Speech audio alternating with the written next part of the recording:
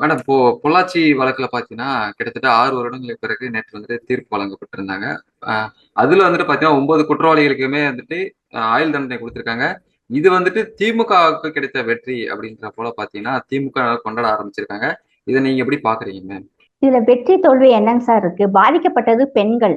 அவங்களுக்கு தான் சார் இது வந்து வேதனை. இதுல என்ன இவங்க ஜெயிச்சிருக்காங்க, வெற்றி பெற்றிருக்காங்கன்னு சொல்லி கொண்டாடிக்கிட்டு இருக்காங்கன்னு தெரியலங்க சார்.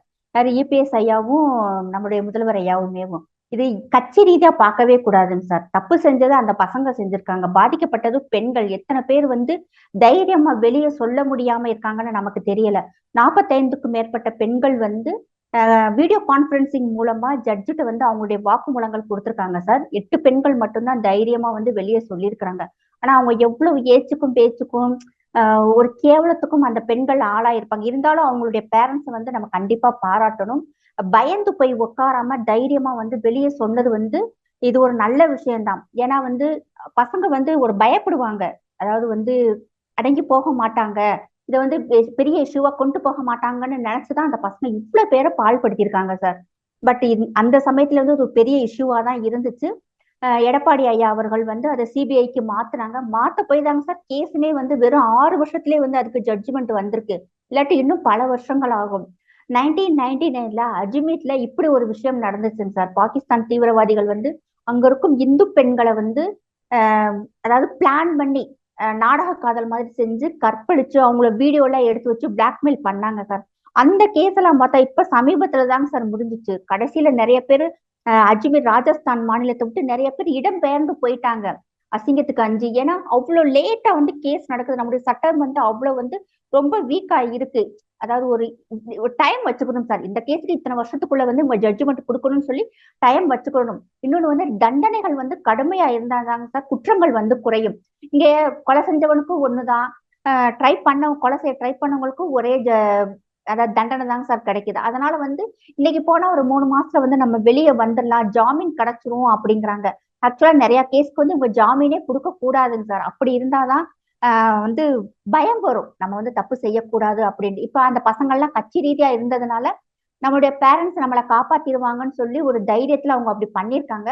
ஆனா எந்த கட்சிக்காரங்களா இருந்தாலும் கட்சி பாகுபாடு பார்க்காம பெண்களுக்கோ மற்ற சாதாரண மக்களுக்கு எந்த ஒரு அநீதி நடந்தாலும் சட்டத்துறையும் காவல்துறையும் ஸ்ட்ரிக்டா நடந்துக்கிட்டாங்கன்னா கண்டிப்பாக குற்றங்கள் குறையும் சார். இது ஒரு 6 வருஷங்கிறது ரொம்ப பரவாயில்ல, குயிக்கா தான் வந்திருக்கு. அது வந்து கொஞ்சம் பாராட்டப்படன்னு சொல்லவும் முடியல. பட் கஷ்டமா தாங்க சார் இருக்கு. இனி இவங்க என்ன பண்ணுவாங்க, மேல்முறையீடு போவாங்க சார். அங்க போய் கேஸ் கொஞ்ச நாள் இதாகும்.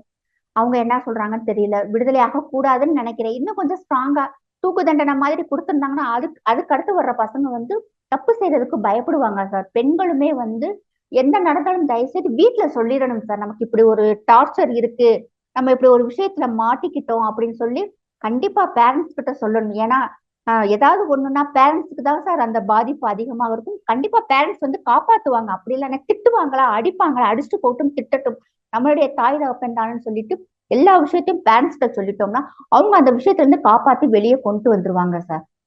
இப்ப பொள்ளாச்சி இஷ்யூ பாத்தீங்கன்னா திமுகவினர் கொண்டாடிட்டு வரும்போது பாத்தீங்கன்னா இந்த பக்கம் இன்னமும் அண்ணா யூனிவர்சிட்டிக்கான ஒரு விடை கிடைக்காம இருக்கு. யார் அந்த சார்ன்றது கிடைக்காம இருக்கு.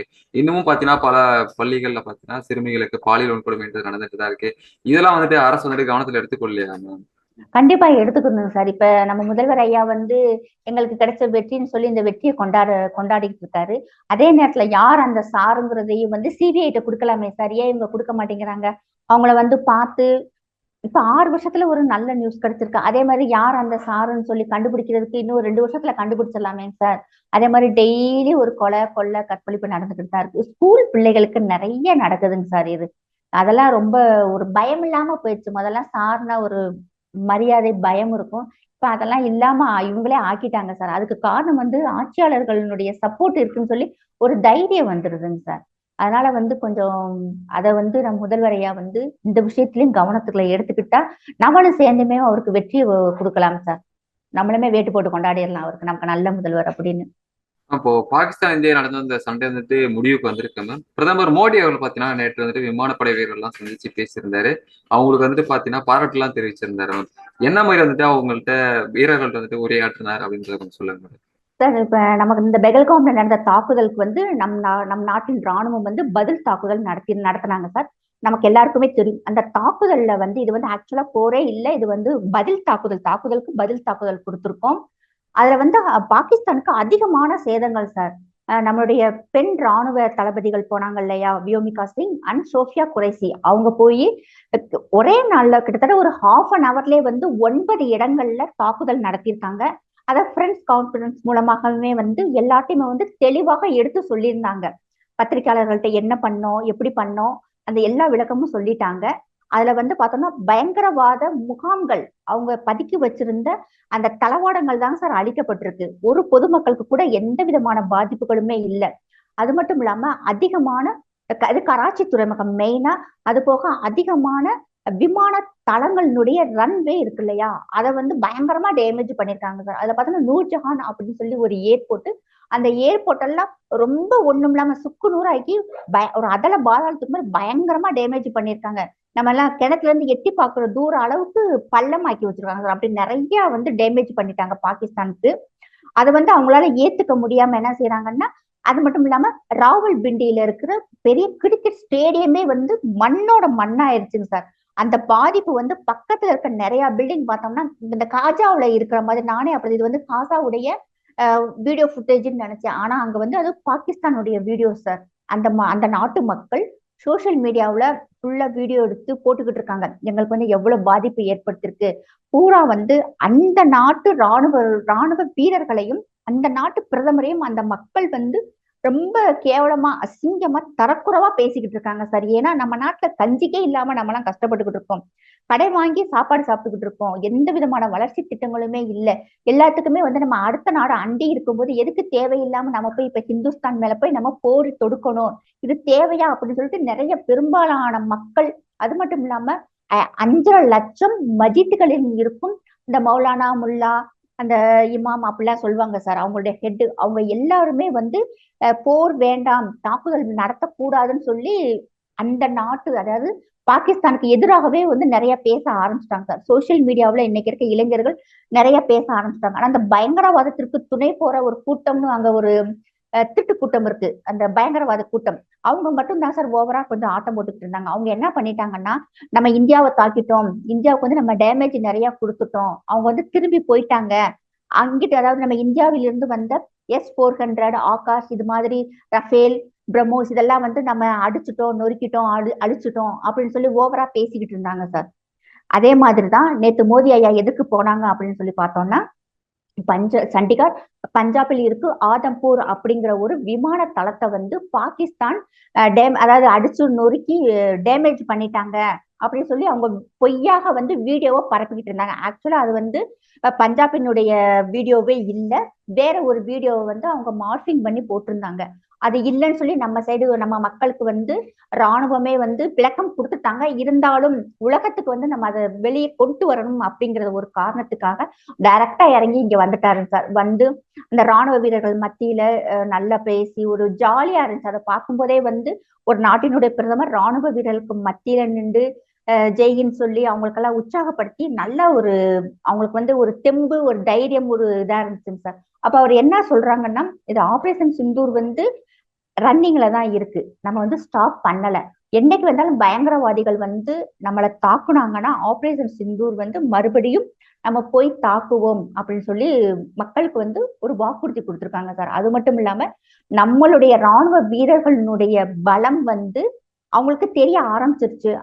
இப்ப 2 3 நாளைக்கு முன்னாடி பார்த்தோம்னா 4.5 ரிக்டர் அளவுல அங்க நிலநடுக்கம் ஏற்பட்டுச்சு. அதுக்கு வந்து நிலநடுக்கம் இயற்கையாக வந்ததுன்னு எல்லாரும் நினைச்சாங்க. ஆனா ஆக்சுவலா பார்த்தா நம் இந்திய ராணுவம் வந்து அவங்களுடைய, எங்கிட்ட அணுகுண்டு இருக்கு, நாங்க அணுகுலை வச்சிருக்கோம், எப்ப பார்த்தாலும் அவங்க வந்து புருடா விட்டுக்கிட்டு இருப்பாங்க இல்லையா, அது பக்கத்துல போய் அவங்க டச் பண்ணிருக்காங்க சார். அதை வந்து டேமேஜ் பண்ணிருக்காங்க.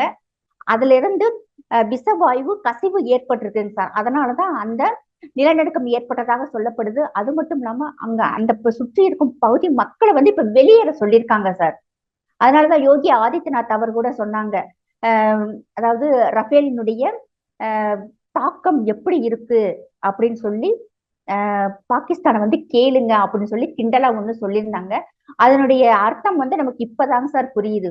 அந்த மக்களுக்கு வந்து கேன்சர்னுடைய பாதிப்பு அதிகம், இல்லாட்டி வேற ஏதாவது ஸ்கின் சம்பந்தப்பட்ட நோய்கள் வர அதிகமான வாய்ப்பு இருக்குன்னு சொல்லி அந்த அணுகுல இருக்கும் இடத்தை சுத்தி இருக்க மக்களை வந்து வெளியேறப்ப அந்த கவர்மெண்டே சொல்லியிருக்குங்க சார். அங்க அப்படி நடந்துகிட்டு இருக்கு. ஆனா இவங்க என்ன பண்ணிட்டாங்கன்னா, நம்ம நாட்டுக்கு தான் வந்து அதிகமான பாதிப்பு ஏற்பட்டிருக்கு, நிறைய இதை அழிச்சிட்டோம் அப்படின்னு சொல்லியிருந்தாங்க. அது இல்லைன்னு சொல்லி நிரூபிக்கிறதுக்காக அவர் அங்க போனாரு. போனது மட்டும் இல்லாம மக்களுக்கு வந்து அந்த ஒரு விஷயத்த சொல்லியிருக்காரு. என்னைக்கு வேணா நம்ம திருப்பி தாக்குவோம். அவங்களுக்கு வந்து ஒரு பயத்தை ஏற்படுத்தியிருக்காங்க சார். எங்கிட்ட எப்ப பார்த்தாலும் அணுகுல இருக்குன்னு சொல்லுவாங்க. மோடி ஐயா சொல்வாரு, அப்ப உங்ககிட்ட இருக்க அணுகுல இருக்கு, அதாவது அணுகுண்டு இருக்கு, நாங்க வச்சிருக்க அணுகுண்டெல்லாம் என்ன நாங்க தீபாவளிக்கு வெடிக்கவா வச்சிருக்கோம் அப்படின்னு சொல்லி அடிக்கடி அவங்க மோடி ஐயா சொல்லுவாங்க. இப்ப அதை வந்து பொய்யாக்கி இருக்காங்க சார். நமக்கு வந்து எந்த பாதிப்புமே இல்லைங்க சார். இப்ப நம்ம சொன்னோம்னா அங்க கிட்டத்தட்ட எவ்வளவோ ஏர்போர்ட்டுங்க சார். அந்த நாட்டினுடைய சோசியல் மீடியால போய் பார்த்தாலே தெரியும். அந்த மக்கள் நிறைய வீடியோஸ் போடுறாங்க. அவ்வளவு பாதிப்பு ஏற்பட்டிருக்கு. இப்ப வந்து 2.4 பில்லியன் IMF அவங்க கடை வாங்கியிருக்காங்க. அது எல்லாமே வந்து இப்ப அந்த ஏர்போர்ட், அந்த துறைமுகங்கள், நிறைய டவர்ஸ் எல்லாம் டேமேஜ் பண்ணியிருக்காங்க சார். நெட் டவர்ஸ் எல்லாமே அதெல்லாம் சரி பண்றதுக்கு இந்த அமௌண்ட் பத்தாதுங்க சார். பாவம் அவன் கடை வாங்கியுமே வந்து எதுவுமே செய்ய முடியாம அந்த டேமேஜ்களை சரி பண்ணி சீர்தூக்குறதுக்கு இந்த அமௌண்ட் சரியா வரும் சார். ஆனா அந்த மக்கள் என்ன சொல்றாங்கன்னா, கூடிய சீக்கிரம் வந்து போர் கொஞ்சம் பெருசாகும். அந்த மக்களுடைய எண்ணத்தை பாருங்க சார்.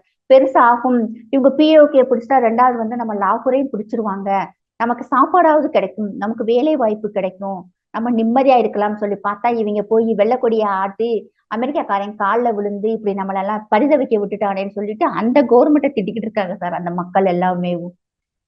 ஆனா நமக்கு வந்து எந்த ஒரு விதமான பாதிப்பும் இல்லை. நம்மளுடைய இயல்பு வாழ்க்கை எதுவுமே பாதிக்கப்படலை இல்லைங்க சார். நம்ம அஸ்யூஷுவல் எப்பயும் போலதான் இருக்கும். எந்த இயல்பு வாழ்க்கையும் நமக்கு பாதிக்கப்படலை. நிறைய பேருக்கு இப்படி ஒரு போர், இப்படி ஒரு விஷயம் நடந்துகிட்டு இருக்குங்கிறது நிறைய மக்களுக்கு தெரிய மாட்டேங்குதுங்க சார். தெரியல, அதுதான் உண்மை. ஏன்னா நமக்கு ஏதாவது பாதிப்பு ஏற்பட்டாதானுங்க சார். நமக்கு அப்படி எதுவுமே இல்லையே.